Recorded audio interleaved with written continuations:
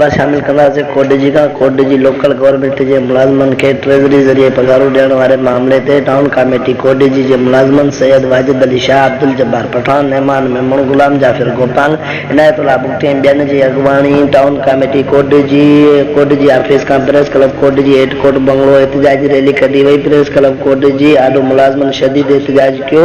سندھ حڪومت خلاف ڇتي نعريبازي پڻ ڪئي. ميڊيا آڏو دائندي واجد علي شاہ، عنايت بگٽي، عبدالمجيد جسڪاڻي، عبدالقادر ميتلو، فضل محمد خاسڪلي ऐं ॿियनि चयो त वज़ीर आला सिंध सैयद मुराद अली शाह, चीफ सेक्रेटरी सिंध पीपल्स पार्टी जे चेयरमैन बिलावल भुट्टो ज़रदारी मंज़ूर सिंध असांखे अपील था करियूं त असां जूं पघारूं ॿियनि इदारनि जे मुलाज़मन वांगुरु ऑनलाइन कयूं वञनि त जीअं असांखे वक़्त सिर पघारूं मिली सघनि। इन्हनि चयो त एहतजाज तौरु पूरी सिंध में धरना हणण ऐं बुख हड़ताल करण ते मजबूर कयो वियो आहे ऐं जेकॾहिं असांजा जाइज़ मुतालबा न मञिया विया त एहतजाज जो दाइरो वधायो वेंदो। लोकल खाते जे मुलाज़मन जी हिमायत में ताजिर यूनियन बंगले जो सदर सनला ख़ासकेली फंक्शन लीग टाउन क़ामेटी कोटॾिजी जो सदर करम अली शाह पिण रैली में एहतजाज में शिरकत कई।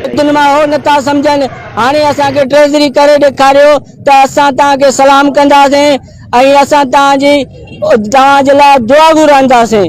असांखे यकीन कयो असांजी फ़ाक़े कशी गुज़री रही आहे।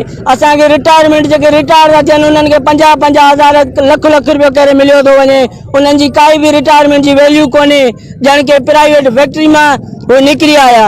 असांजी पघार सिंध गवर्नमेंट खे इहा रिक्वेस्ट था कयूं है त शेरी पाकिस्तान पीपल्स पार्टी जे एक्टिव वर्कर जे मुनासिबत सां सीएम सिंध खे इहा रिक्वेस्ट था कयूं, बिलावल भुट्टो साहब खे इहा रिक्वेस्ट था कयूं, असां पंहिंजे respectable home minister, x home minister, असांजे तक जे सर्वा मोहतरम जनाब मंज़ूर हुसैन वसाण साहब जन खे त हिननि मज़लूमनि ते हिननि करे हिननि खे पंहिंजे हक़ ॾिनो वञे। हिननि जी तनख़्वाह